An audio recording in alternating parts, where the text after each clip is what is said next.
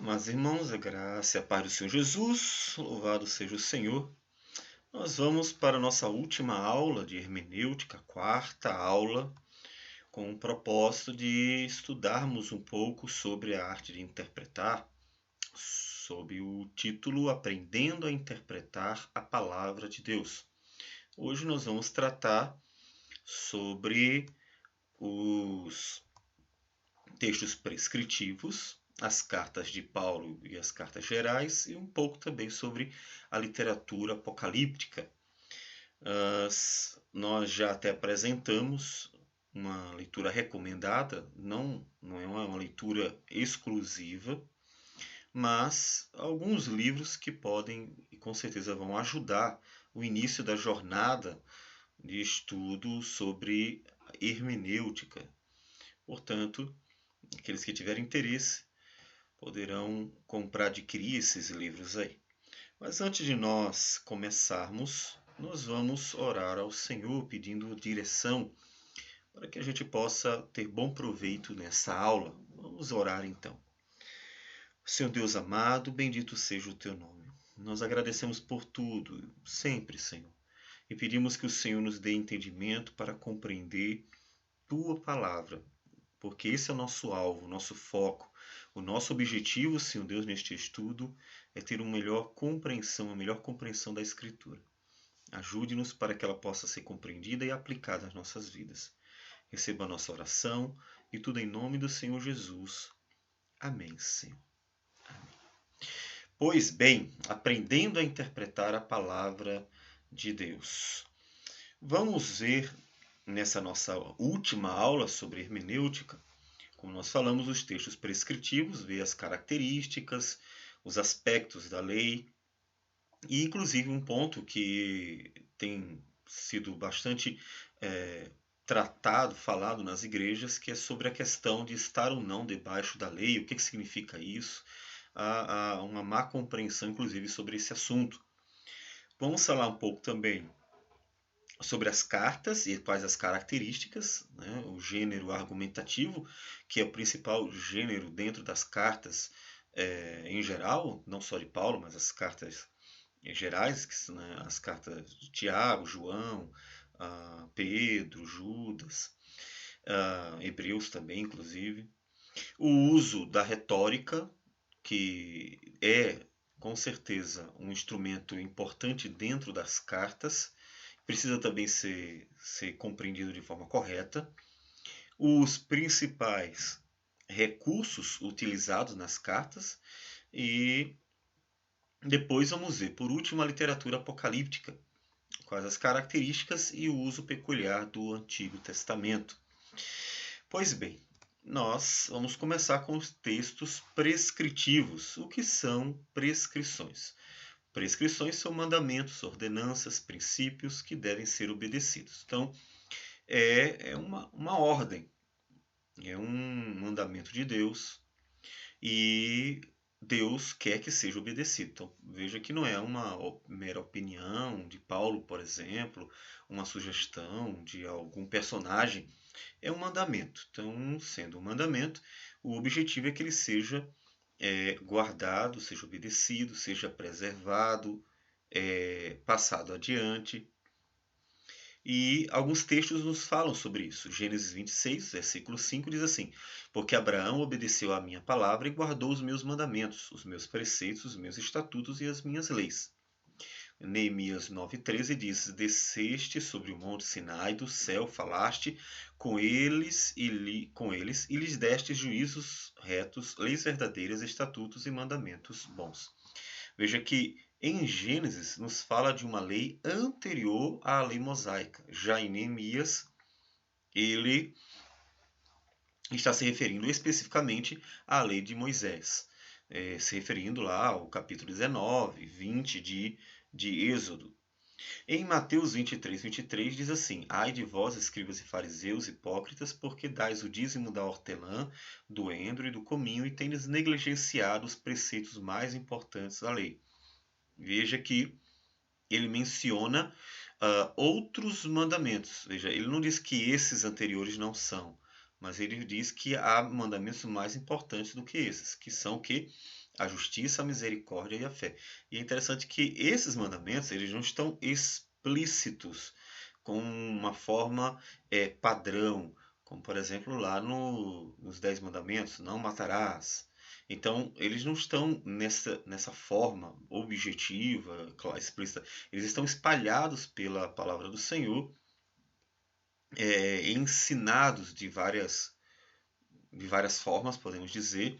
Talvez uma das formas, um dos lugares onde está mais claro isso, como um mandamento de Deus, é lá em Miqueias, capítulo 6, versículo 8. Ele te declarou, ó homem, o que é bom e o que é que o Senhor pede de ti, que pratiques a justiça, ames a misericórdia e andes humildemente com teu Deus. Parece-nos que Jesus está citando Miqueias. Veja, a ordem está bem semelhante. A justiça, a misericórdia, a fé, que seria o andar humildemente com Deus. É crer nele e andar com ele. Então, os mandamentos do Senhor, do Antigo Testamento, são confirmados pelo Senhor Jesus, e ele mostra que eles estão espalhados, né, pela Bíblia como um todo.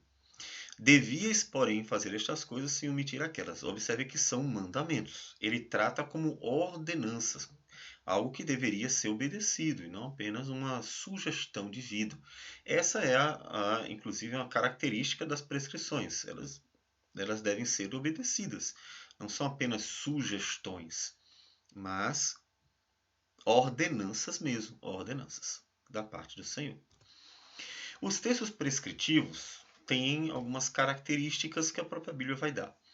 O Salmo 19, versículo de 7 a 14, nos fala sobre os mandamentos de Deus e dá uma série de qualidades para eles, ou fala sobre as qualidades deles da seguinte forma: a lei do Senhor é perfeita e restaura a alma. O testemunho do Senhor é fiel e dá sabedoria aos simples. Os preceitos do Senhor são retos e alegram o coração. O mandamento do Senhor é puro e ilumina os olhos. O temor do Senhor é límpido e permanece para sempre. Os juízos do Senhor são verdadeiros e todos igualmente justos. São mais desejáveis do que o ouro, mais do que muito ouro depurado, e são mais doces do que o mel e o destilar dos favos. E assim ele continua ainda. Então, os mandamentos são excelentes em tudo para os quais foram designados. Veja que ele fala da lei do Senhor como perfeita, né? Como uma palavra fiel, reta, límpida. A palavra do Senhor, ela é excelente em tudo. As ordenanças diretas da parte de Deus, certo?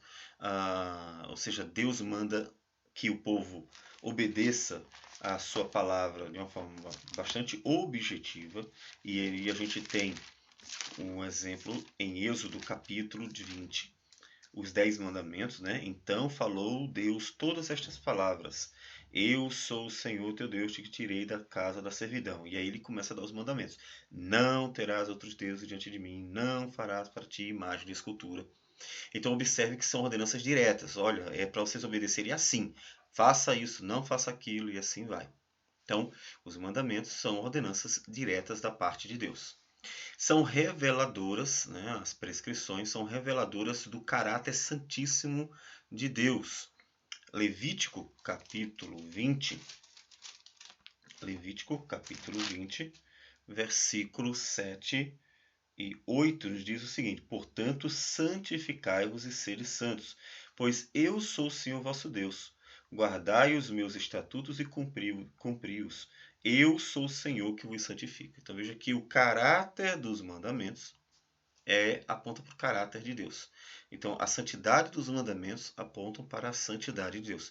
Então veja que os mandamentos, eles são uma ordenança direta da parte de Deus e que tem o propósito de nos apontar para o caráter do próprio Deus. Então a santidade de Deus se vê nos mandamentos. Então veja que a gente não pode desprezar os mandamentos. Eles são também reveladores do ser de Deus, do caráter de Deus.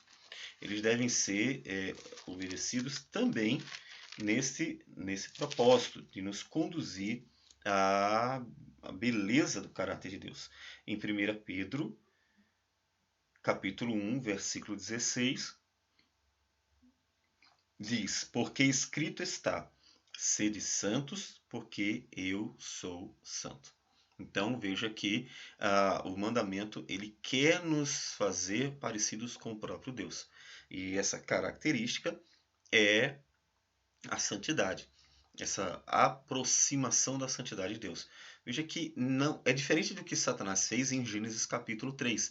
Em Gênesis capítulo 3, ele tentou Adão e Eva a querer ser iguais a Deus, não na santidade de Deus, mas iguais a Deus, querendo usurpar a glória de Deus, querendo fazer com que eles se colocassem no lugar de Deus. Né? Na verdade, a ideia ali era a autonomia, a independência. Ele colocou o Adão e a Eva e o Adão colocou contra Deus, né? O contrário dos mandamentos. Os mandamentos de Deus nos aproximam de Deus e nos tornam parecidos com Deus por causa que eles revelam a santidade de Deus. Então, eles nos aproximam do caráter de Deus, né? De quem Deus é, de como Ele é. Então, veja que é completamente diferente uma coisa da outra, né? As prescrições são permissões divinas para tempos maus. É interessante observar que nem todas as prescrições são mandamentos que tinham um propósito permanente. Mateus capítulo 19, ele nos mostra que alguns mandamentos têm um caráter temporário e circunstancial, como é no caso o que diz Jesus sobre a questão do divórcio. Ele diz assim: respondeu-lhe Jesus: por causa da dureza do vosso coração é que Moisés vos permitiu repudiar vossa mulher. Entretanto, não foi assim desde o princípio. Observe que ele diz que Moisés permitiu, ou seja, não era um mandamento da parte de Deus permanente, mas uma permissão que Moisés deu, tendo em vista o contexto, a circunstância, que era a dureza do coração deles. Então, foi uma permissão temporária. Foi permitido, e de fato, quem fez uso legítimo, mas era temporário, até que o povo tivesse a capacidade de compreender e praticar exatamente como Deus queria, e que era desde o princípio, né? Ele diz que era em Adão e Eva, no paraíso, né? Como é que Deus estabeleceu a própria família. Nós vamos encontrar isso também, na verdade também não, essa citação em Deuteronômio 24, versículo 1, né? Que é exatamente essa questão do repudiar a vossa mulher que Jesus citou. As prescrições são mandamentos permanentes para todos, mas nós vamos encontrar também, e em grande parte, tá? Na verdade, a maior parte dos mandamentos não são permissões divinas para tempos maus, não são circunstanciais. A maior parte dos mandamentos, os principais, são mandamentos permanentes, né? Como nós encontramos no coração da lei, Deuteronômio, capítulo 6, Deuteronômio capítulo 6, diz assim: estes, pois, são os mandamentos, os estatutos e os juízos que mandou o Senhor teu Deus se te ensinassem, para que os cumprisses na terra a que passas para possuir, para que temas ao Senhor teu Deus e guardes todos os seus estatutos e mandamentos, que eu te ordeno, tu e teu filho e o filho de teu filho, todos os dias da tua vida, e que teus dias sejam prolongados. Ouve, pois, ó Israel, e atenta em os cumprires, para que bem te suceda e muito te multipliques na terra que mana leite e mel, como te disse o Senhor, Deus de teus pais. Ouve, Israel, o Senhor nosso Deus é o único Senhor. Amarás, pois, o Senhor teu Deus de todo o teu coração, de toda a tua alma e de toda a tua força. Estas palavras que hoje te ordeno estarão no teu coração. Tu as inculcarás a teus filhos, e delas falarás assentado em tua casa e andando pelo caminho, e ao deitar-te e ao levantar-te. Então, o mandamento amarás o Senhor teu Deus é um mandamento que o Senhor nos dá para sempre, é um mandamento para sempre. Jesus cita nos evangelhos, né, em, por exemplo, Marcos 12, versículo 29, ele respondeu Jesus, né, à questão levantada pelo escriba. O principal ele perguntou qual é o principal dos mandamentos. Ouve, ó Israel, o Senhor nosso Deus é o único Senhor. Amarás, pois, o Senhor teu Deus de todo o teu coração, de toda a tua alma, de todo o teu entendimento e de toda a tua força. Inclusive, veja que ele trata como um mandamento. O Senhor é o único Senhor, né? Deus é o único Senhor. Então a consequência qual seria? Amarás o seu teu Deus de todo o teu coração. É um mandamento permanente. Esse é o principal mandamento. Não há outro mandamento maior do que este, o Senhor Jesus disse. E disse também que toda a lei e os profetas dependem desses mandamentos. Inclusive, o segundo, né? Que ele diz no versículo 31, que amarás o teu próximo como a ti mesmo. Fazendo também ali uma citação de Levíticos 19 e 18. Então, há mandamentos, né, e a boa parte deles são permanentes para todos, inclusive para sempre mesmo, né? Mesmo no novo céu e nova terra, esse é um mandamento básico que deverá estar no nosso coração como algo inclusive natural, porque o Espírito do Senhor terá nos transformado e nos feito incorruptíveis, né? São as prescrições e estatutos temporários com fins específicos, né? Também temos prescrições que têm essa característica, tem ser mandamentos temporários e com algum propósito específico, como em Hebreus, capítulo 9, versículo de 1 a 10, nos diz sobre a primeira aliança, onde ele está falando sobre a questão dos sacrifícios, né? O altar que era para ser levantado, os sacrifícios que deveriam ser ali feitos. Ele diz assim: ora, a primeira aliança também tinha preceitos de serviço sagrado e o seu santuário terrestre.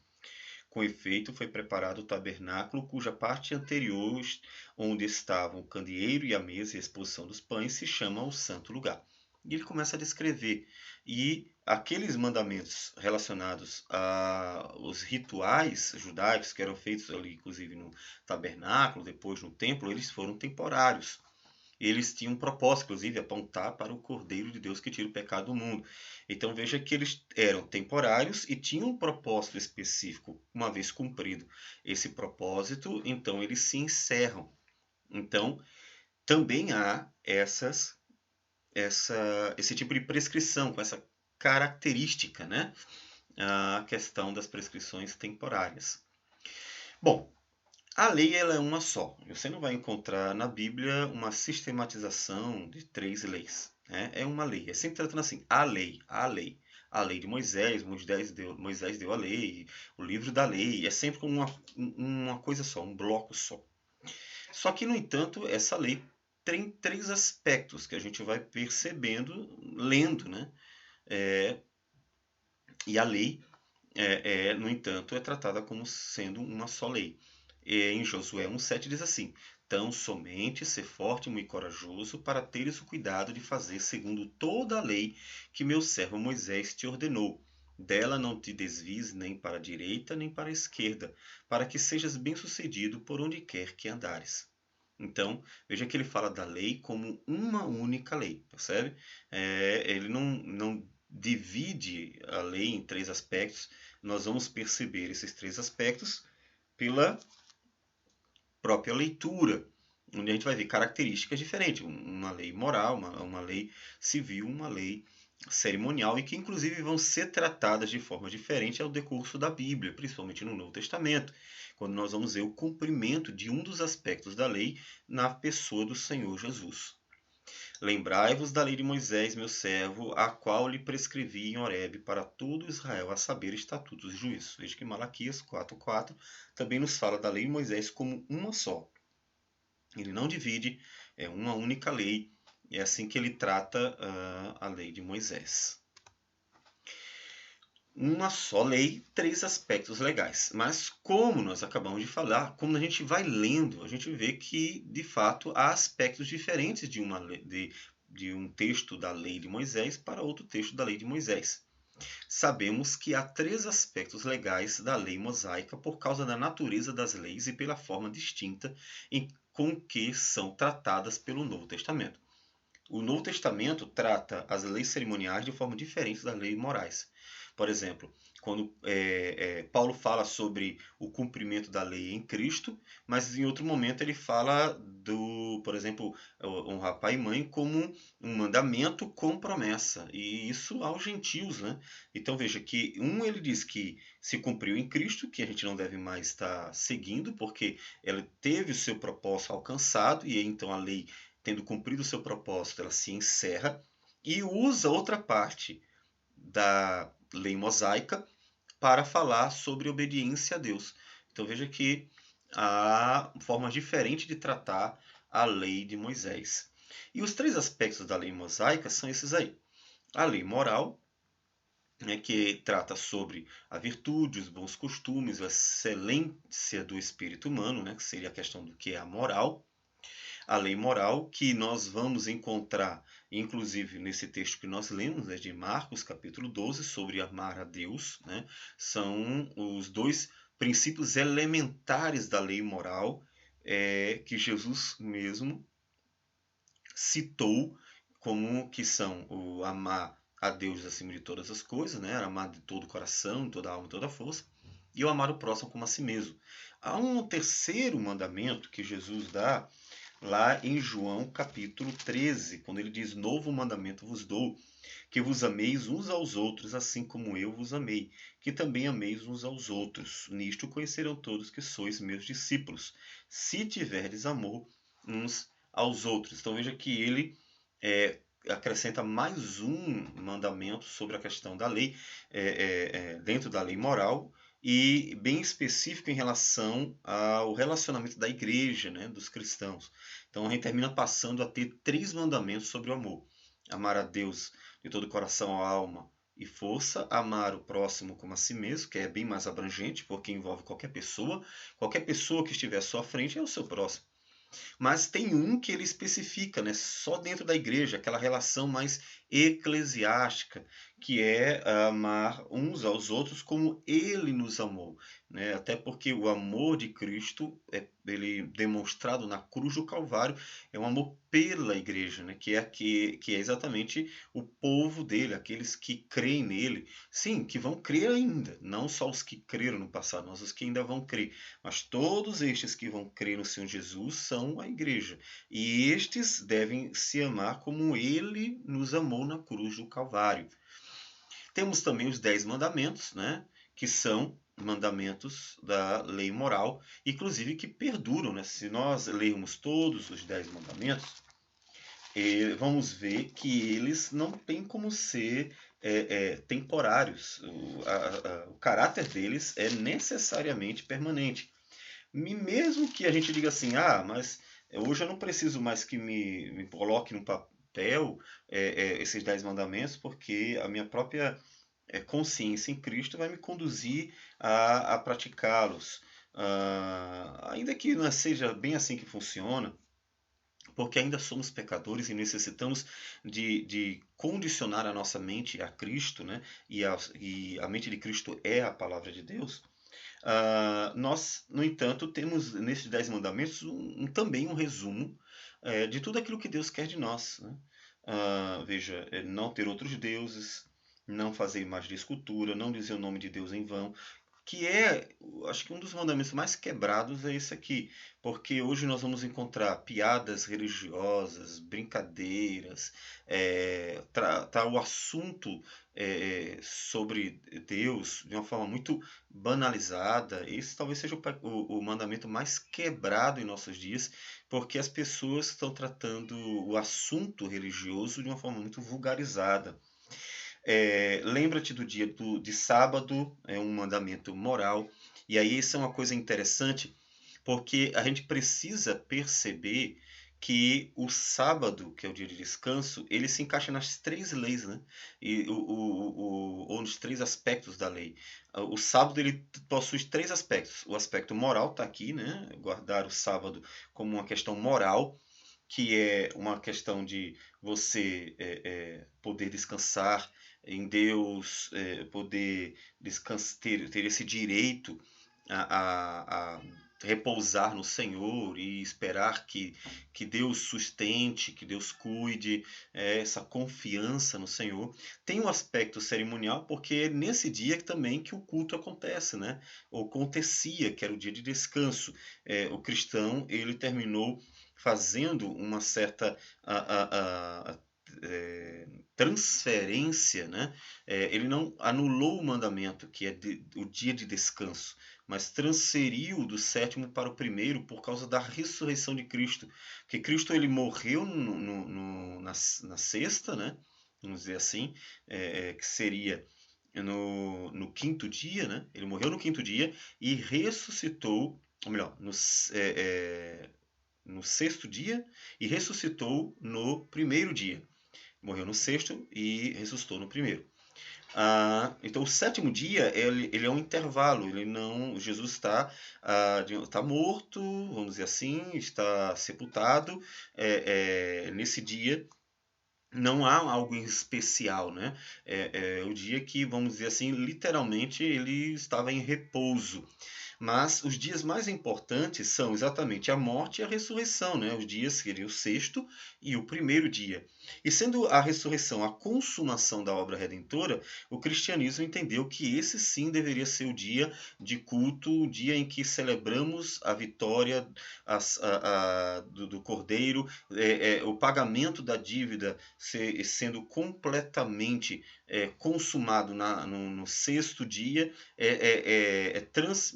transferido, melhor, repassado, né, concedido a nós no primeiro dia. Né? Ele paga a nossa dívida no sexto, mas no primeiro dia da semana, quando é a ressurreição, é que nós recebemos esses benefícios, né? Porque ele morreu para a nossa justificação e ele ressuscita para a nossa vivificação. Então, nós recebemos vida, o pagamento da dívida feito e a vida, né, nos é concedida no primeiro dia, de forma que a gente possa desfrutar dos benefícios da justificação, né? Os benefícios da morte do Senhor Jesus na cruz do Calvário. E tem a questão civil, porque é o próprio descanso do trabalho, o direito a descansar, né? O direito civil, em que a pessoa pode descansar do seu trabalho, ela pode ficar em casa, ela pode descansar o próprio corpo, a mente. Então, o sábado ele tem três aspectos, é por isso que é confundido tantas vezes, e alguns dizem que ele deve permanecer, outros dizem que ele se encerrou, porque ele é citado nos três aspectos da lei. Ele é citado dentro da lei moral, ele é citado dentro da lei cerimonial, ele é citado também dentro da lei civil. Então, por causa desses três aspectos, termina havendo uma certa confusão. Então, a lei moral, tá certo? É a lei que nos fala sobre as virtudes, sobre os bons costumes. E o básico da lei moral é o amar a Deus, amar o próximo. E ainda, como nós acrescentamos, amarmos uns aos outros como Cristo nos amou dentro dessa esfera eclesiástica. E os 10 mandamentos, vamos dizer assim, seria o resumo da lei moral, tendo como princípio elementar o amor, né? O amor é o princípio elementar da lei moral. Os 10 mandamentos são um resumo da lei moral, mas está bem mais abrangente, né? Como nós citamos anteriormente, lá em Miqueias, capítulo 6, versículo 8, ele fala que pratique a justiça, ames a misericórdia e andes humildemente com o Senhor teu Deus. Então a gente vê que os mandamentos do Senhor estão espalhados pela escritura toda, né? Mas você vê um resumo bem organizado ali, dado de forma bastante objetiva para Israel nos 10 mandamentos. Nós temos também a lei cerimonial, né, que é relativa às cerimônias, solenidades, às festas. Esse aspecto da lei que de fato se encerrou porque tinha um propósito muito específico de apontar para Cristo, que é o Cordeiro de Deus que tira o pecado no mundo. Não é à toa que as cerimônias sempre tinham um sacrifício, né? Esse sacrifício que representava a substituição. A pessoa colocava a mão sobre o animal e a ideia de que ela estava transferindo sua culpa para o animal seria morto no lugar da pessoa. Veja que é uma substituição. Evidentemente, um animal não poderia substituir uma pessoa, porque nós não somos animais racionais, né? Uma categoria secular para o ser humano. Na verdade, é que nós somos imagem de Deus, completamente diferente. Os animais são algo completamente à parte do ser humano. Então, não dá para transferir a culpa de um ser humano para um animal. Na verdade, ali seria o que? Seria uma figura daquilo que aconteceria no futuro, da morte do verdadeiro Cordeiro de Deus que tira o pecado do mundo, daquele que seria o sacrifício genuíno, que realmente receberia a punição em nosso lugar, né, nos substituiria verdadeiramente. Então, a ideia é que as cerimônias apontam para Cristo Jesus. Bom, as principais cerimônias judaicas são os cultos sabáticos, como nós já falamos, né, ele não só tem um caráter moral, civil, mas também cerimonial. Levítico 23, versículo 3, ele vai falando sobre as santas convocações. O versículo 2 diz, né? Fala aos filhos de Israel e diz-lhes: as festas fixas do Senhor que proclamareis serão santas convocações. São estas as minhas festas. Veja que ele fala no caráter cerimonial. Está falando das festas, das cerimônias. E o sábado entra, no versículo 3: 6 dias trabalhareis, mas o sétimo será o sábado do descanso solene. Santa convocação, nenhuma obra fareis, é sábado do Senhor em todas as vossas moradas. Então, não só tem um aspecto moral, mas tem um aspecto também cerimonial. E é por isso que se confunde bastante a questão de devemos ou não ter um dia para o Senhor. No aspecto cerimonial, ali não mais. Ou seja, os cultos que visavam apontar para Cristo, as solenidades que visavam apontar para Cristo, elas se encerraram. Toda a lei cerimonial ela se encerrou em Cristo Jesus. Todavia, o sábado tem, como nós já falamos, o aspecto moral. E como adorar a Deus é sim uma responsabilidade, um compromisso e uma ordenança do Senhor, não necessariamente neste aspecto aqui, né, da lei, mas é para toda a criação, né? Está no Salmo, né? Todo ser que respira louve ao Senhor. Adorar a Deus é uma ordenança também, digamos assim, moral, porque é uma expressão do amor a Deus. É uma responsabilidade de uma criatura perante o seu Criador. Então, não é uma questão mais judaica, especificamente judaica. É uma questão para a criação toda, é um mandamento para a criação toda. Então, nós adoramos a Deus porque é uma ordenança para a criação, e não porque é uma ordenança para os judeus, porque as cerimônias judaicas se encerraram. E por isso, então, que o cristão transfere o mandamento para o primeiro dia, porque a ordenança judaica se encerrou, mas para a ordenança dada à criação não se encerrou. Então, nós temos esse dever moral para com Deus, esse dever de adorar ao nosso Criador, amá-lo com culto ao Senhor, e esse é um dever nosso. Mas, como nós estávamos falando, o culto sabático é uma das principais cerimônias, e também as três festas anuais que estão aqui. A Páscoa, versículo 4 a 8. Nós temos a Festa dos Tabernáculos, versículo de 9 a 14. E o Pentecostes, a partir do versículo de número 15. E aí você tem também Deuteronômio 16, 16. Essas três festas anuais também apontam, né, para a redenção. Tanto é que veja que Jesus morre na Páscoa, o Pentecostes, o Espírito do Senhor nos é dado, fica só, e de fato fica aquele desejo de ver e encontrar a festa do tabernáculo, mas a gente não tem como dar com certeza absoluta onde se cumpre a festa do tabernáculo, né? Uma sugestão, e eu confesso que a minha tendência é aceitar essa sugestão, é que Jesus tenha nascido no período da festa do tabernáculo, porque nós vamos ver nos evangelhos que não havia lugar para ele, não havia lugar para Jesus quando ele foi nascer. Não havia uma hospedaria vazia ou com um espaço para ele, né? E por que não havia espaço, né? Essa é a pergunta. Porque, vamos dizer assim, porque todos os hotéis estariam cheios nesse período? Essa que é a pergunta que a gente faz. capítulo 2, versículo 7 de Lucas. E ela deu à luz a seu filho primogênito, enfaixou e o deitou numa manjedoura, porque não havia lugar para eles na hospedaria. Estava cheia. E para a hospedaria estar cheia, uma probabilidade é que era uma das festas de Israel. Por quê? Porque todos os judeus vindos do mundo todo deveriam comparecer nessas três festas: Páscoa, Pentecostes e Tabernáculo. Nós vamos encontrar isso na festa do Pentecostes, lá em Atos 2, onde diz que havia judeu de todos os lugares. Né? Ele diz: ora, estavam habitando em Jerusalém judeus, homens piedosos, vindos de todas as nações debaixo do céu. Tinha gente de todos os lugares. Então, a grande probabilidade de que uma dessas três festas fossem fosse a festa que estava acontecendo naquele momento lá. E a sugestão é que a festa do tabernáculo é que seja a festa daquele momento, não a Páscoa nem o Pentecostes. Caso realmente seja isso, se encaixará então perfeitamente as três, né? Tabernáculo, porque de fato Jesus é o Deus conosco, né? E o tabernáculo era uma representação da presença de Deus entre o seu povo, e aí encaixa perfeitamente. Portanto, Jesus não teria nascido no dia 25 de dezembro em hipótese alguma, né? Como se sabe.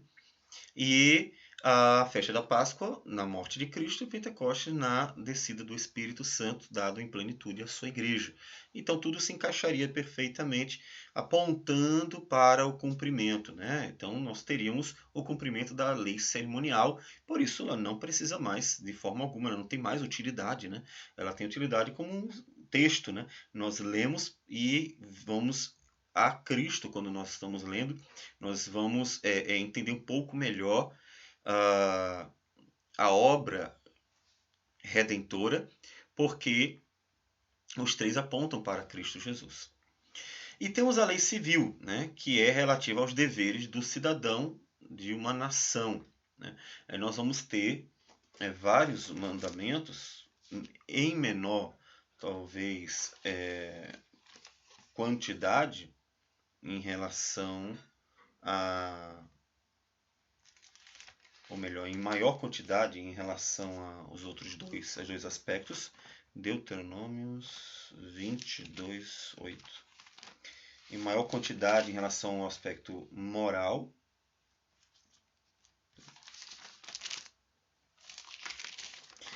Mas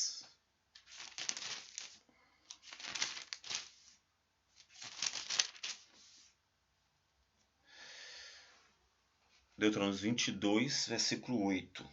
Ele diz assim: quando edificares uma casa nova, farra-lhe-ás no terraço um parapeito, para que nela não ponhas culpa de sangue, se alguém de algum modo cair dela. Então veja que era uma questão de uma responsabilidade civil, quando construísse lá em cima, né, uma varanda, então deveria ter toda uma proteção para que ninguém caísse. Então nós vamos ter a lei civil, né, veja uma questão da construção civil. Nós temos as leis civis podem ter caráter moral e ter caráter cerimonial. Leis sobre crimes, né, no Êxodo capítulo 21, Êxodo 21, versículo 18 a 25. 21, 18 a 25. Nos diz o seguinte: se dois brigarem, ferindo um ao outro com pedra ou com punho, e o ferido não morrer, mas cair na cama, e aí ele começa a falar qual é a pena, né, sobre a questão de um crime, né, veja, dentro de uma briga. Lei sobre alimentos, que é a questão cerimonial, quando ele fala sobre os animais que não devem ser comidos, e lá em Atos nós vamos encontrar o fim desta lei, porque Deus claramente falou que não precisariam dar continuidade com esse mandamento. Veja que coisa interessante. Enquanto que a questão moral, ela normalmente permanece, a gente vai encontrar a permanência nos próprios mandamentos e aplicações, né, do Novo Testamento, a lei cerimonial tende sempre ao fim, né? Sempre ao fim. Mesmo a questão dos alimentos. Tende sempre ao fim. Então, nós temos três aspectos legais. E tem que ser tratado de forma diferente, porque a Bíblia trata de forma diferente. Agora, há uma questão importante, qual deles permanece, por que permanece, quem diz que permanece, né? E isso é fundamental que a gente entenda, porque essa questão da permanência da lei tem a ver com a nossa prática hoje, né? Obedecemos ou não obedecemos, né? Veja que alguns textos que falam sobre não estarmos mais debaixo da lei, nós colocamos aí para a gente poder pensar um pouquinho. Veja, Romanos 6, 14 e 15 diz assim: Porque o pecado não terá domínio sobre vós, pois não estáis debaixo da lei, e sim da graça. E daí? Havemos de pecar porque não estamos debaixo da lei, e sim da graça? De modo nenhum. Então, no capítulo 6 de Romanos, ele fala sobre não estarmos mais debaixo da lei. O que significa estar debaixo da lei? Nós vamos falar um pouquinho. O texto de Gálatas 3, 10 a 11 diz assim: Todos quantos, pois, são das obras da lei estão debaixo da maldição, porque está escrito: Maldito todo aquele que não permanece em todas as coisas escritas no livro da lei, para praticá-las. E é evidente que pela lei ninguém é justificado diante de Deus, porque o justo viverá pela fé. Então, mais uma vez, ele fala da lei como algo que deveria ser considerado passageiro, mas o que ele está falando? Que aspecto da lei sobre qual ele está se referindo? 1 Coríntios 9, 20 e 21. Procedi para com os judeus como judeu, a fim de ganhar os judeus, para com os que vivem sob o regime da lei, como se eu mesmo assim vivesse. Então veja, ele não estaria então dentro do regime da lei como os judeus, né? Então, o que ele quer dizer com isso, né? Para ganhar os que vivem debaixo da lei, embora não esteja eu debaixo da lei. Então, ele mesmo não se considera. Aos sem lei, como se eu mesmo fosse, não estando sem lei para com Deus. Veja, ele ora diz que não está debaixo da lei, depois ele diz que ele não está sem lei. E então, o que ele quer dizer com isso, né? Mas debaixo da lei de Cristo, para ganhar os que vivem fora do regime da lei. Outros textos ainda, Romanos 2, 29. Porém, judeu é aquele que o é interiormente, e circuncisão o que é do coração, no espírito, não segundo a letra, e cujo louvor não procede dos homens, mas de Deus. Romanos 7, 6. Agora, porém, libertados da lei, estamos mortos para aquilo que estávamos sujeitos, de modo que servimos em novidade de espírito, e não na caducidade da letra. Então, caducidade porque ela envelheceu, ela não serve mais. Mas que aspecto da lei não serve mais? Ele está falando sobre o quê? 2 Coríntios 3,6, o qual nos habilitou para sermos ministros de uma nova aliança, não da letra, mas do Espírito. Porque a letra mata, mas o Espírito vivifica. E esse talvez seja o texto mais forte, né? Que normalmente é usado para falar que a gente não tem mais nenhum tipo de mandamento, né? É como se estivesse completamente livre de ter que obedecer mandamentos de Deus. Mas todos os mandamentos de Deus caducaram. Por exemplo, por que Paulo cita o mandamento que deve se honrar o pai e a mãe? Porque ele cita em Efésios capítulo 6. Porque ele faria menção a um dos 10 mandamentos se de fato a letra ela passou, né, ou caducou. Então tem que entender sobre que aspecto da lei ele está se referindo. E uma questão importante que vai se observar claramente é que em todas as vezes que Paulo está falando sobre essa caducidade da letra, ele está se referindo ao plano redentor, o que nos vai remeter sempre ao aspecto cerimonial da lei. A questão é redenção, a questão é a salvação, a questão qual é o instrumento de nossa salvação, por meio de que nós somos salvos, né? Então é sempre uma questão da redenção e não uma questão moral que Paulo está falando. Paulo não está tratando sobre questões morais quando fala sobre a caducidade da letra. Veja que lá em Ezequiel, e aí eu fiz questão de colocar esse versículo, ele diz assim: Dar-vos-ei coração novo e porei dentro de vós espírito novo. Então ele está se referindo aos dias do Novo Testamento, a obra do Espírito Santo pós-crucificação de Cristo Jesus. Tirarei de vós o coração de pedra e vos darei coração de carne. Porei dentro de vós o meu espírito e farei que andeis nos meus estatutos, guardeis os meus juízos e os observeis. Então veja que a transformação da vida traria para eles obediência. Eles obedeceriam a palavra do Senhor com satisfação, com dedicação, quando o Espírito do Senhor lhes fosse dado, quando o coração novo fosse dado para eles. Então veja que ele não fala sobre anular a lei, mas sobre a prática da lei, né? Então, o que significa dizer que não estamos mais debaixo da lei? Então veja que vamos dar alguns pontos sobre qual é o significado daquilo que Paulo fala sobre não estar debaixo da lei. A lei não pode mais nos condenar, apesar de ainda sermos pecadores, pois Cristo já cumpriu a lei. Então, a questão básica, uma das questões primordiais é que Paulo diz: nós não estamos mais debaixo da lei, ou seja, nós não estamos mais com medo dela, não há mais condenação para aqueles que estão em Cristo Jesus. Capítulo 8 de Romanos, né? Romanos capítulo 8, versículo 1. Não há mais condenação para os que estão em Cristo Jesus. Por quê? Porque a lei já foi cumprida por Cristo, a justiça não vem pela prática da lei, mas pela pessoa do Senhor Jesus.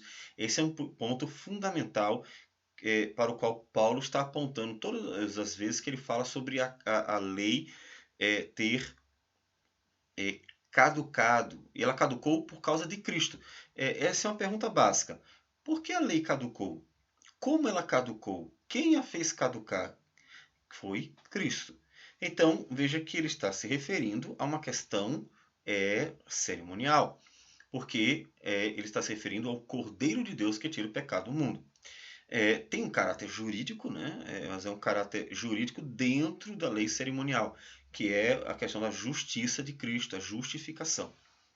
Então, não vivemos pelo medo de pecar contra a lei, porque o juízo de Deus já foi derramado sobre Cristo.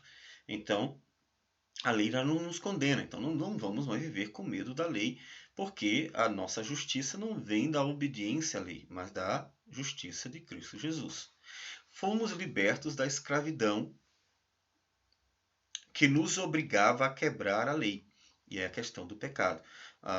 Estávamos presos ao império das trevas e a obrigação de ter que fazer o que é errado, porque havia em nós uma força, uma necessidade de quebrar a lei, né? Não somos mais escravos. Jesus disse que se o Filho vos libertar, verdadeiramente sereis livres. E Paulo, quando fala sobre aplicações, né, da nova vida, em Romanos capítulo 6, ele fala de uma forma como quem diz assim: vocês agora são capazes de obedecer.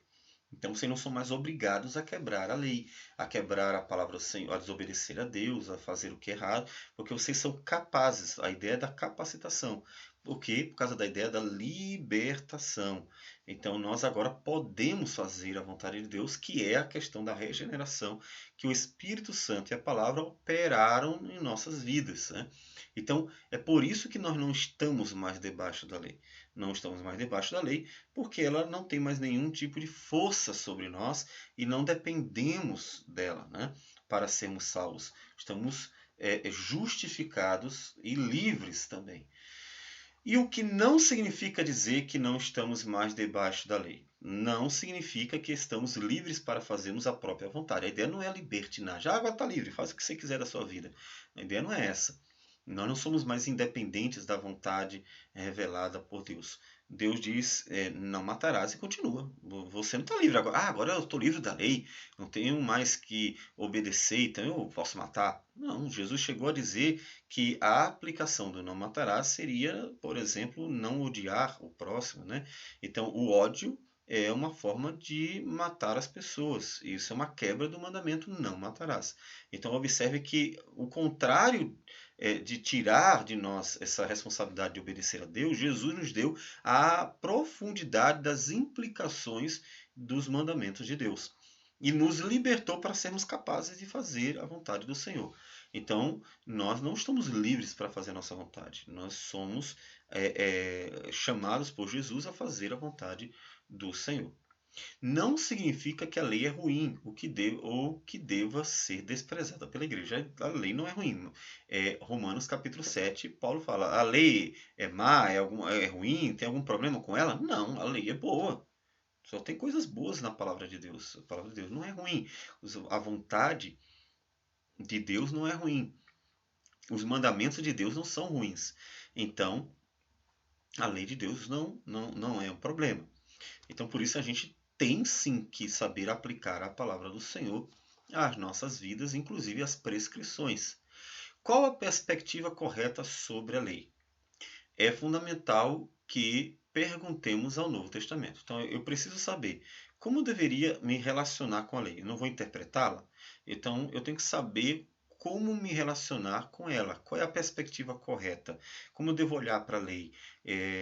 Eu preciso saber fazer essa leitura dos três aspectos e perguntar para o próprio Novo Testamento sobre como deveria tratar cada aspecto, né? Qual a visão neotestamentária sobre a lei?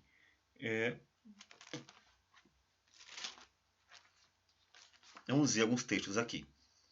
Romanos capítulo 7, versículo 12, nos diz: por conseguinte, a lei é santa e o mandamento santo e justo e bom.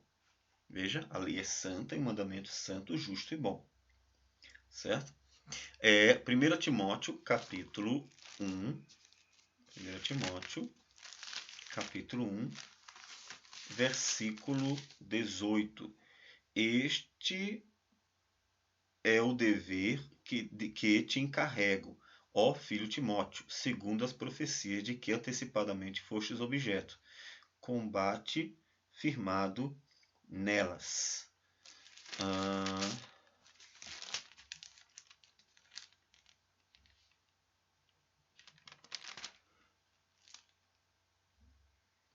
Segunda Timóteo 3,16.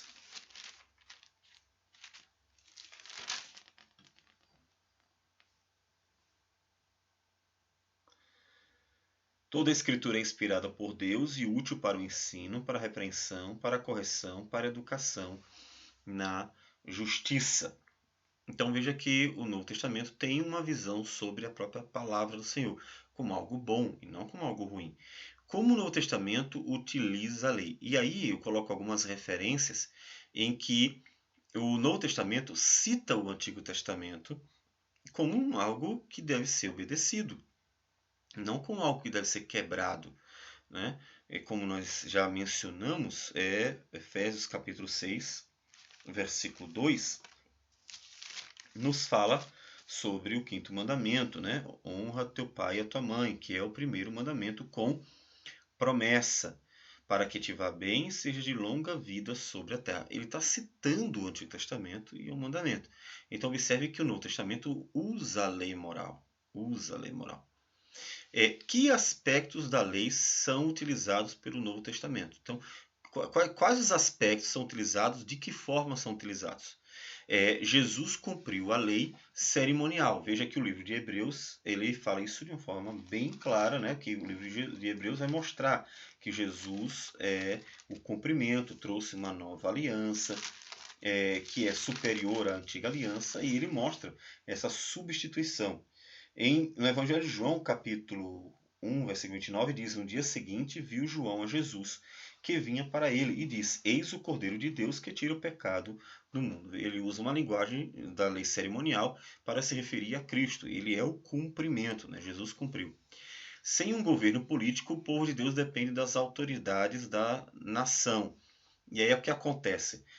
As leis do Senhor, elas não foram civis, não foram encerradas. Todavia, nós estamos presos às leis de uma nação, de tal modo que a gente tem que se submeter às leis dessa nação. E é por isso que termina as leis civis da palavra do Senhor aparentemente sendo deixadas de lado por causa dessa questão de não sermos mais uma nação, né? Israel era uma nação, então tinham leis. Já nós estamos debaixo de leis de nações diferentes, né? No caso, no Brasil, por exemplo, Veja que em Romanos capítulo 13, Paulo diz que todo homem esteja sujeito às autoridades superiores. Então, se é para estar sujeito às autoridades superiores, logo vai estar sujeito às ordens, às leis, aos estatutos dessa sociedade, né? Onde tem autoridades superiores. Se fôssemos uma nação, então nós teríamos que construir uma nação que tivesse a lei do Senhor como sua constituição, né? Porque o propósito do povo de Deus não é legislar, mas é executar as leis daquele que é o único e legislador por direito, né? Deus é o legislador de todo o universo, tanto é que até as leis naturais, né? Todos obedecem às leis naturais, como por exemplo a gravidade, uma lei natural. Então Deus é o único legislador. Nós somos todos só apenas executores, né? Nós executamos as leis de Deus. Quando nós queremos legislar no lugar de Deus, aí normalmente acontece problema, porque nós terminamos substituindo a lei do Senhor. Inclusive Jesus critica os fariseus nisso aí, que terminavam legislando no lugar de Deus, né? Deus já tinha dado uma lei e eles criaram outras leis, né? E Jesus critica essa prática, né?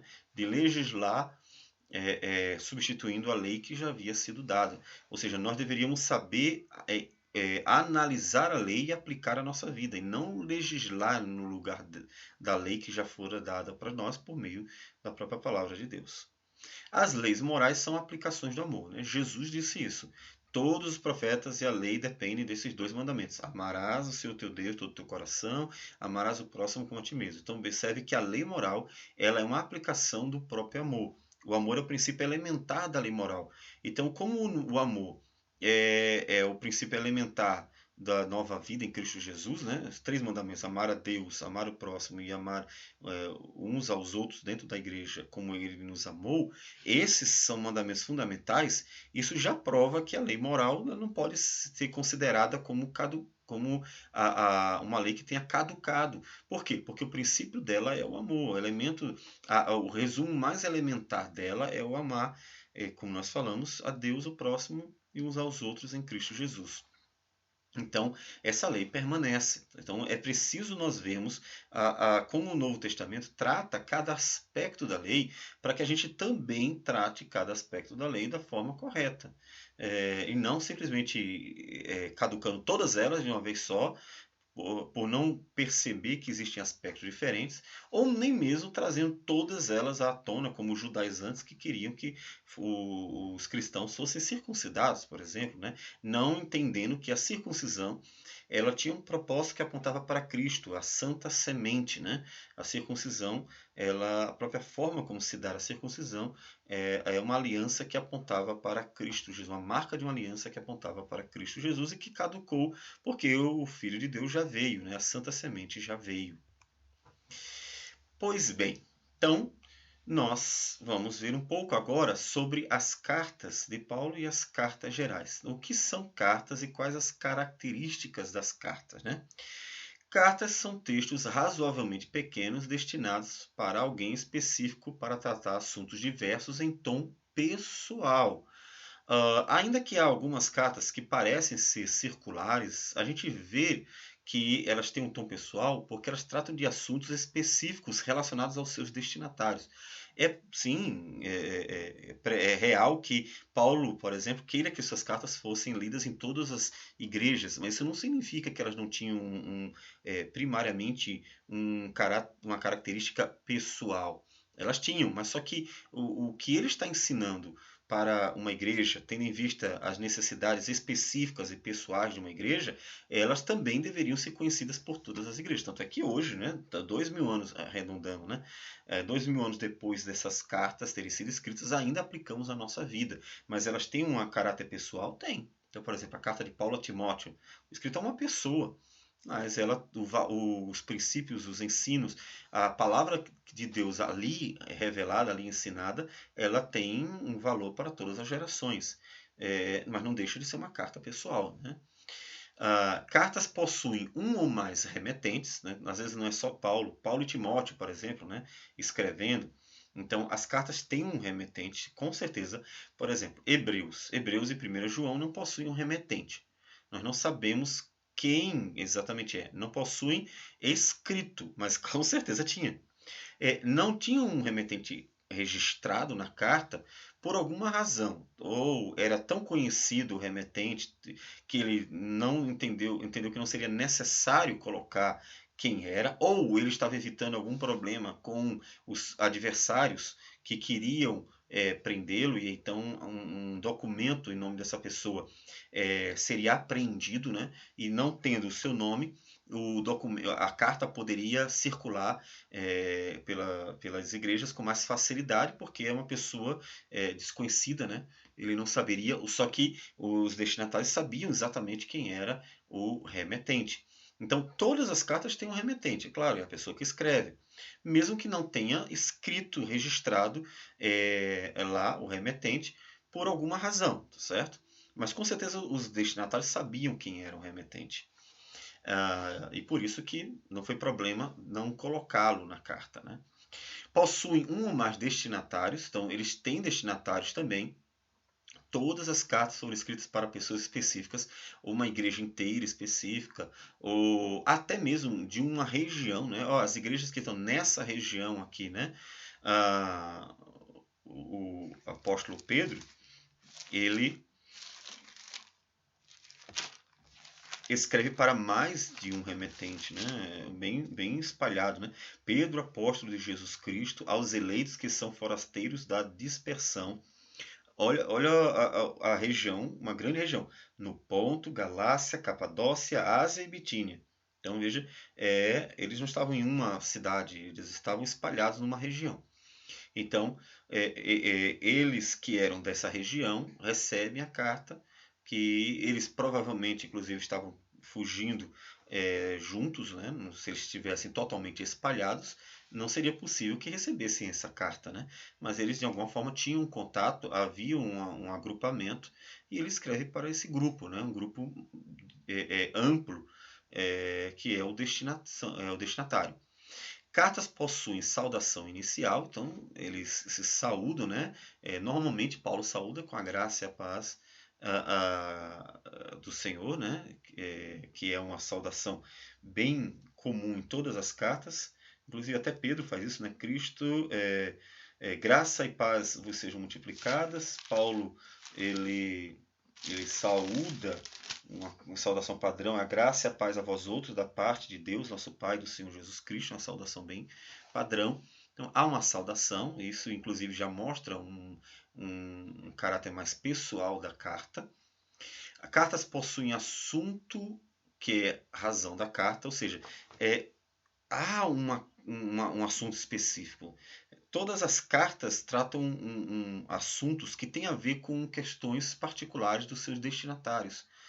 Coríntios é bem claro nisso, né? Que Coríntios ele diz, olha, sobre aquilo que vocês perguntaram, e aí ele responde. Então veja que há um assunto bem específico. Mas todas elas. Pode ser que ele não mostre que ele está trazendo uma resposta para perguntas, problemas e dúvidas, mas eles estão trazendo assuntos à tona por uma necessidade. Ele soube, de alguma forma, os remetentes souberam o que estava acontecendo, qual era o problema, como por exemplo, Hebreus, a questão da apostasia, né, de judeus, principalmente entre os sacerdotes. E a apostasia é o assunto que traz à tona a carta. A carta é escrita por causa disso. Então, há um assunto específico que tem a ver com destinatários. A carta é uma questão pessoal. E nós vamos encontrar esse assunto colocados na carta, mesmo que ele não diga que está tratando porque soube de alguma questão. Às vezes sim, em Coríntios Paulo deixa bem claro, eu soube porque os da casa de Chloe me contaram que vocês estão fazendo isso, está havendo divisão entre vocês. Então ele conta que realmente ele estava sabendo do problema. Mas com certeza todas as cartas o conteúdo tem a ver com questões relacionadas aos seus destinatários. Cartas possuem saudação final. Então, ele no final faz uma saudação, se despede. Veja, é diferente de um livro, né? Em que a pessoa simplesmente está escrevendo um assunto. O interesse da pessoa quando escreve um livro é no assunto. As cartas há um interesse nos destinatários. O assunto é relacionado aos destinatários. É uma coisa muito bem direcionada.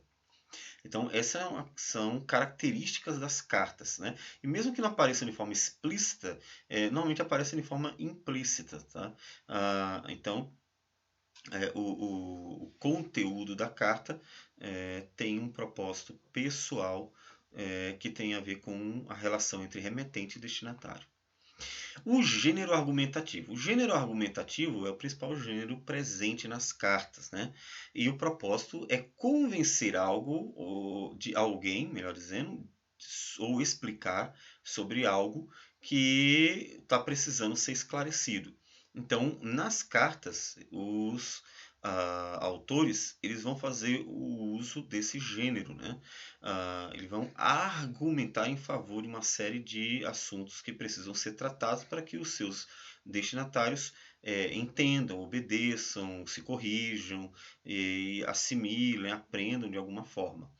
Então, esse é o gênero que eles vão utilizar. E neste uso do gênero argumentativo, vem muito a calhar a retórica, né?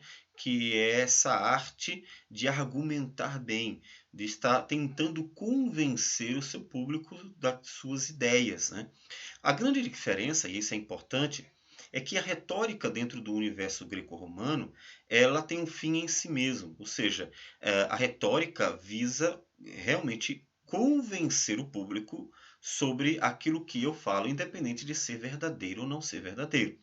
Na verdade, tem um fim em si mesmo e uma glória em si mesmo, porque aquele que faz uso da retórica, ele quer mostrar que ele sabe argumentar melhor, consegue convencer melhor as pessoas do que o outro. E às vezes ele está errado, está mentindo. Né? Por exemplo, um advogado ele pode, não deveria, né? Mas acontece de advogados defenderem criminosos, sabendo que são criminosos, mas usando argumentos para tentar inocentar ou diminuir a pena desses criminosos. E eles usam da retórica, então a arte de convencer as pessoas, independente de ser verdade ou não ser verdade. Dentro da palavra de Deus, a retórica, que inclusive é muito usada também no Antigo Testamento, ela tem um propósito que é convencer os destinatários da verdade. Então, a retórica dentro da palavra de Deus, ela tem uma íntima relação com a verdade. Ela não tem um fim em si mesmo, ela é um recurso para um propósito maior, que é levar a verdade, fazer as pessoas entenderem a verdade, fazer as pessoas serem convencidas da verdade. Então, não dá para a gente, dentro da Escritura, dissociar a retórica da verdade. Há um compromisso íntimo, real, daqueles que estão fazendo uso de uma série de recursos retóricos com a verdade que eles estão transmitindo. A retórica é uma serva da verdade dentro da palavra do Senhor, uma serva. O principal recurso nas argumentações das cartas paulinas e gerais é o uso do Antigo Testamento. Isso é importante. Eles usam muito o Antigo Testamento, porque o Antigo Testamento é a palavra de Deus para todos os seus destinatários. Portanto, a força maior do argumento dos seus remetentes das cartas é exatamente o bom uso do Antigo Testamento. Por quê? Porque ele é reconhecido como palavra de Deus. Esse é o pressuposto básico na relação entre o remetente e os seus destinatários. E eles então usam esse recurso, né, que é citar o Antigo Testamento, mostrando que aquilo que eles estão aprendendo realmente foi ensinado, é um cumprimento da palavra de Deus ensinada desde o período do Antigo Testamento. Então, a ideia da relação entre promessa e cumprimento, profecia e cumprimento, né? Esse uso nos ensina que a crença na Escritura como palavra de Deus é pressuposto básico necessário. Se a palavra de Deus não fosse crida, se o Antigo Testamento não fosse crido como palavra de Deus, não faria nenhum sentido usar o Antigo Testamento como um recurso fundamental, básico para convencer as pessoas. Né? Esse não seria o principal recurso, inclusive. Esse uso nos ensina que o Antigo Testamento não é obsoleto. Observe que para eles o Antigo Testamento é a palavra de Deus viva e permanente. Mesmo que ela tenha o seu cumprimento no dia do Novo Testamento, a relação está viva. Né? As promessas que foram feitas encontram o seu cumprimento em Cristo Jesus, encontram o seu cumprimento no Novo Testamento. Então, para eles, o Antigo Testamento está vivo, inclusive no Novo Testamento, né? No seu cumprimento no Novo Testamento. Esse uso nos ensina que as cartas do Novo Testamento não foram escritas para o mundo pagão, mas para os cristãos que creem na Escritura. E como nós falamos, se fosse escrito para uma pessoa que não tem a Escritura como palavra de Deus, o uso dela não faria sentido nenhum. Veja que lá em Atos dos Apóstolos, quando o apóstolo Paulo vai evangelizar os gregos, pessoas que não conheciam a Escritura, não tinham a palavra de Deus, ou a lei do Senhor, ou a palavra, ou o escrito sagrado dos judeus como palavra de Deus, ele não faz uso dela para evangelizar. Ele faz uso daquilo que para eles era comum, né? Versículo 23 diz assim: Porque passando e observando os objetos do vosso culto, encontrei também um altar no qual está escrito: Ao Deus desconhecido. Pois esse que adorais sem conhecer é precisamente aquele que vos anuncio. Veja que ele não usa a Escritura. Ele não faz citações da Escritura, porque sabe que não é um pressuposto para eles o crer na palavra de Deus como verdade absoluta, né? Veja que ele lá na frente um pouco mais ele diz assim: pois nele vivemos e nos movemos e existimos, como alguns dos vossos poetas têm dito, porque dele também somos geração. Então, Paulo e os demais autores do Novo Testamento fazem esse uso do Antigo Testamento de forma abundante, porque eles estão escrevendo para a igreja, para cristãos. E o pressuposto básico é que a Escritura é a palavra de Deus, é a autoridade, ela é a verdade, então citá-la seria naturalmente aceito pelos destinatários, né? Então, ele por isso vão o tempo todo mostrando que o ensino deles é um ensino de acordo com a palavra de Deus. Aquilo que eles estão ensinando para a igreja é o cumprimento de fato da palavra do Senhor, que não estão indo contra, mas em acordo com ela, né? Bom, diversos recursos retóricos que eles usam, né? Analogias, que são similaridades com o Antigo Testamento. Eles vão comparar o Novo Testamento com o Antigo, fazer uso, por exemplo, Pedro quando fala para as mulheres, né, se forem submissas, aí eles falam da Sara, né, e aí apontam para Sara, assim como Sara que chamou Abraão de seu senhor. Então, eles vão fazendo comparações. Alegorias e tipologias, que são aplicações do Antigo Testamento, né? Ou seja, aquilo que está no Antigo Testamento se aplica aqui nos nossos dias desse jeito, aponta para uma realidade X, como ele faz em Gálatas. Paulo, no caso, faz em Gálatas capítulo 4, quando ele diz que Sara e H apontam para duas alianças, né? De uma Jerusalém terreno a uma Jerusalém celestial. E ele traz essa aplicação para o Novo Testamento. Quiasmos, que são paralelismos concêntricos, né? É uma forma de apontar, afunilando, afunilando, afunilando, até apontar para a mensagem central, e é bastante presente na carta de Paulo aos Gálatas, onde ele apresenta vários quiasmos, que é uma construção crescente, né? Ou decrescente, que vai apontando para um tema, um assunto central. Perguntas retóricas, que são perguntas reflexivas, em geral é para chamar a atenção, leva a pessoa a pensar, chama a atenção da pessoa, né? Ou se ela já tinha pensado, ou se ela não tinha pensado sobre aquilo, mas chama a atenção para o assunto. Paralelismos, né? O quiasmo, inclusive, ele é construído com paralelismos, e os paralelismos são ideias colocadas em paralelo, ou sinônimas, ou antônimas, antitéticas no caso, ou sintéticas, que são esses paralelismos de ideias que se complementam ou se sintetizam. Citações do Antigo Testamento, que nós já mencionamos, né, são as menções diretas e indiretas do Antigo Testamento, e também as bênçãos e maldições, que você vai encontrar, por exemplo, em Gálatas, que impactam, né, o destinatário, Porque ele vai falar, olha, maldito que faz isso. Então a pessoa já é chamada a atenção de uma forma impactante, né? Porque a maldição da parte de Deus é algo sério, né? Eles não brincam com isso, não.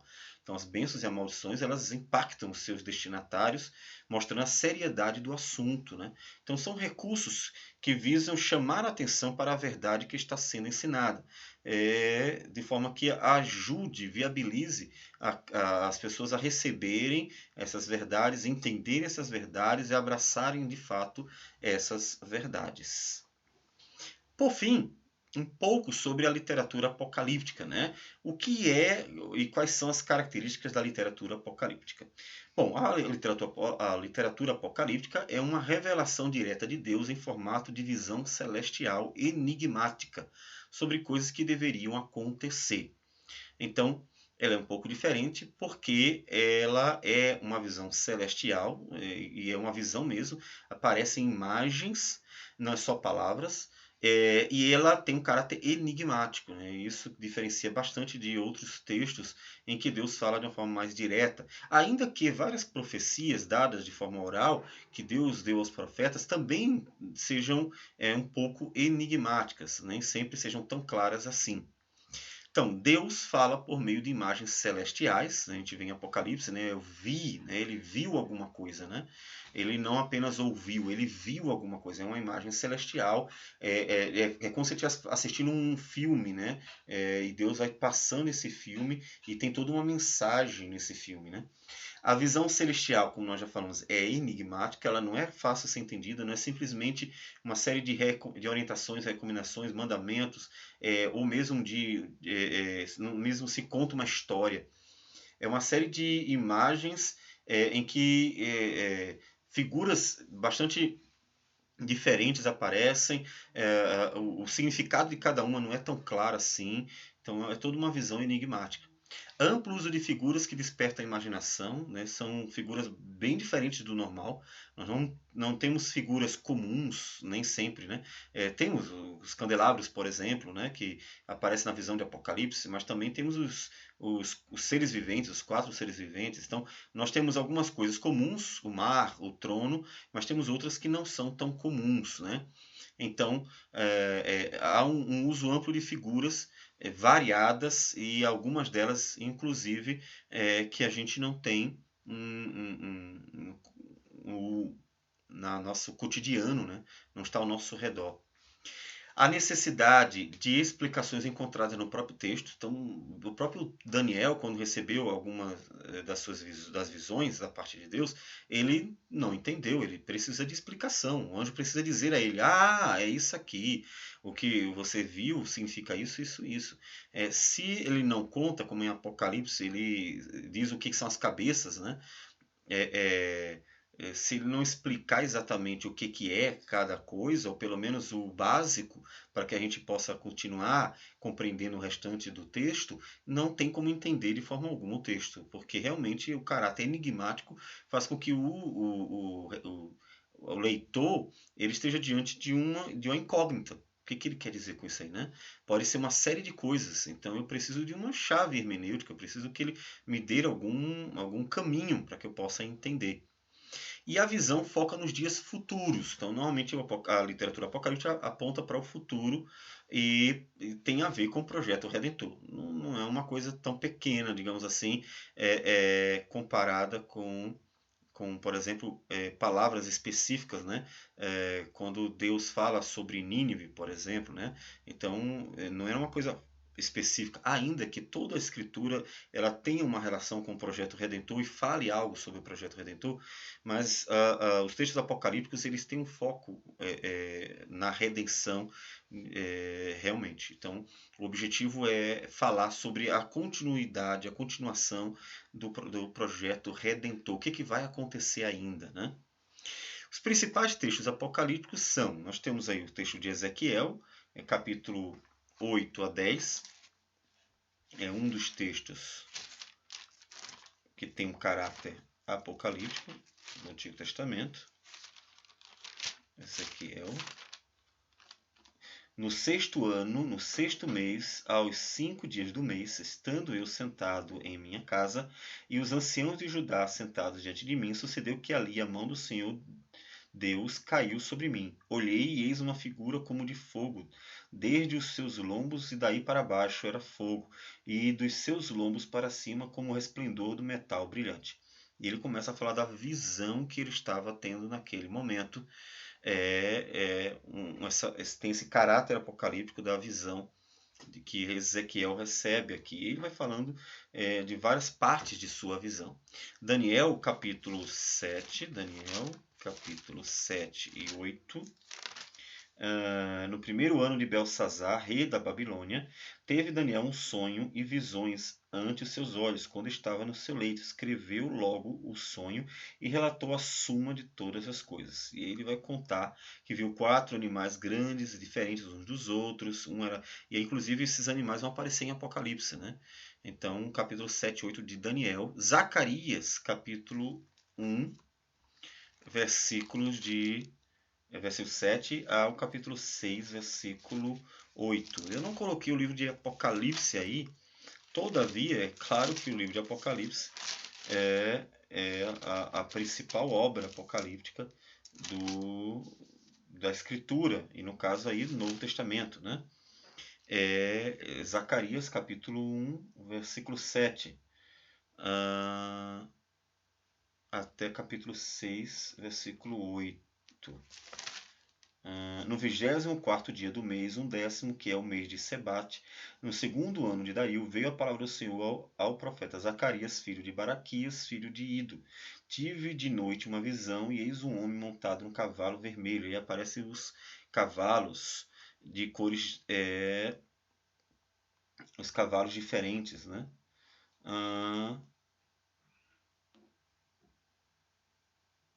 O vermelho, vai aparecer depois o baio, o branco, bem semelhante inclusive também ao Apocalipse, né? A gente não vai fazer a leitura de todo o texto.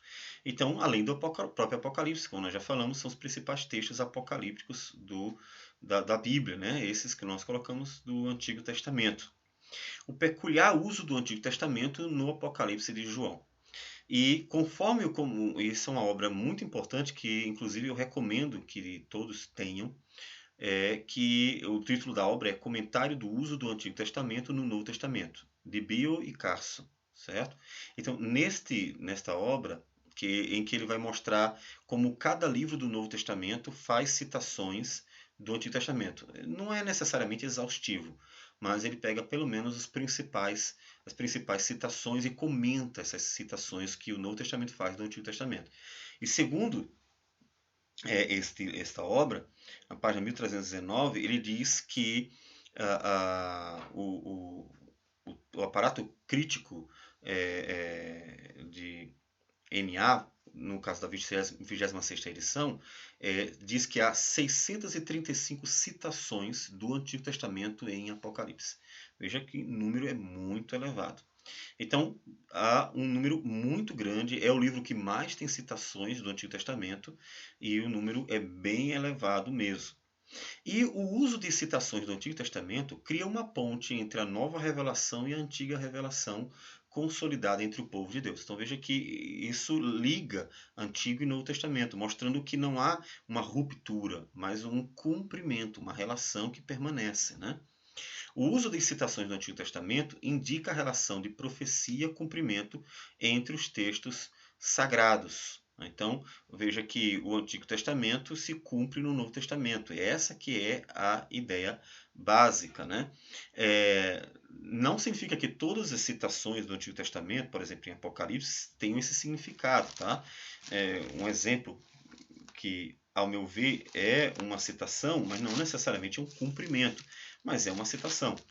Quando lá em Apocalipse 13, versículo 18, diz assim: Aqui está a sabedoria. Aquele que tem entendimento, calcule o número da besta, pois é número de homem. Ora, esse número é 666. E aí o pessoal, em geral, fica tentando fazer aqueles cálculos para chegar ao nome, né, de um imperador. Ao meu ver, de fato, não é isso, tá? É uma citação. é uma citação do Antigo Testamento. Está em 2 Crônicas, capítulo de número 9, versículo 13, que diz assim: o peso do ouro que se trazia a Salomão cada ano era de 666 talentos. Veja que coisa curiosa. Apenas, se não me falha a memória, 3 citações desse número, 666. Esse 666, 666, aparece apenas 3 vezes na Bíblia. 2 delas são em sinóticos, que é Reis e Crônicas. Então é a mesma referência. E um em Esdras, se não me falha a memória agora. E em Crônicas e Reis aponta para o ouro, né? O peso em ouro que Salomão recebia das nações. Era exatamente 666. Então, ao meu ver, é uma citação do Antigo Testamento que nos dá a resposta, né, sobre quem seria esse número da besta. Seria o quê? Seria o ouro, né? Seria a economia romana, né? Essa seria a ideia.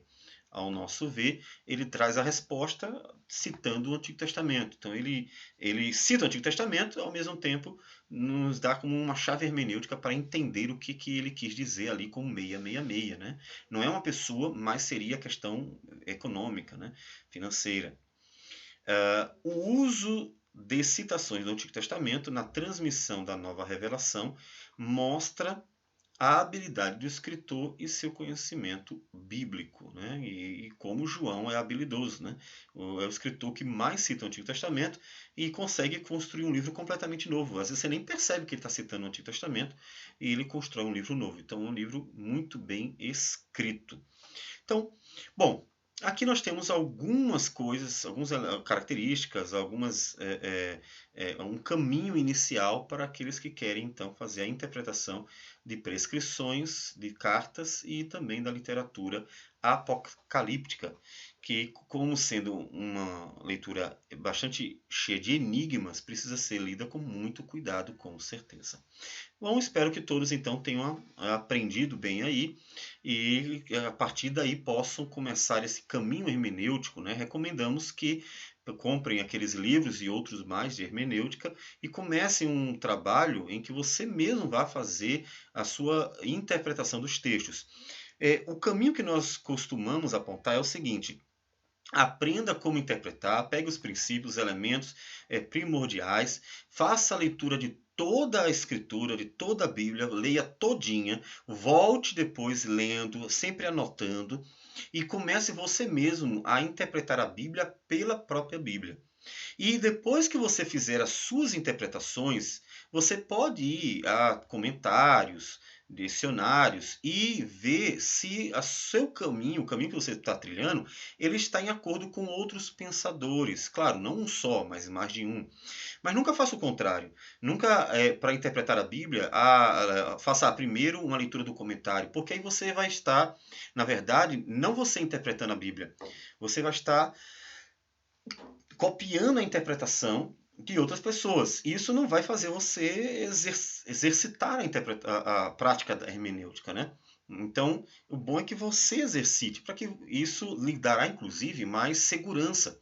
Porque uma pessoa que consegue sozinha fazer a leitura, interpretar, ver tudo que está ali no texto, compreender tudo o que ele quer nos dizer e apenas depois pode fazer uma comparação, ela estará muito mais convicta do que uma pessoa que sobe ao púlpito e vai pregar um comentário de outra pessoa, né?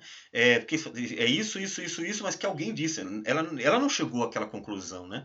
Então, esse é um prejuízo. Ela não vai ter tanta convicção quanto aquele que chegou sozinho àquela interpretação. Lembre-se que a Bíblia só tem uma interpretação, não mais de uma. Então alguém vai estar errado. O que nós procuramos é chegar na interpretação correta, né? É claro que com humildade, porque a gente pode errar, isso é fato, e nós devemos, no entanto, perseverar nessa busca para chegar à interpretação correta. Tendo em vista que temos 2000 anos de igreja, é evidente que nós vamos estar cercados de muitos textos e interpretações, o que é bom para a gente comparar, né? Então, hoje a igreja basicamente não deveria ter desculpas para quando ela e termina cometendo erros de interpretação, porque já teve tanta contribuição no passado que ela tem hoje muito mais condições de comparar as ideias, fazer sua própria leitura e então chegar a uma boa interpretação dos textos, né? Então, nossos 2000 anos contribuem para isso. Então, um bom estudo para todos e desejamos que Deus esteja abençoando o caminho de vocês. Vamos orar e encerrar então a nossa aula. Senhor, muito obrigado por este momento, pelo estudo, que ele seja de grande proveito para todos. Que o Senhor receba a nossa gratidão por tudo, abençoe o teu povo, é o que nós te pedimos, Senhor. E tudo isso em nome do Senhor Jesus. Amém. Que Deus os abençoe.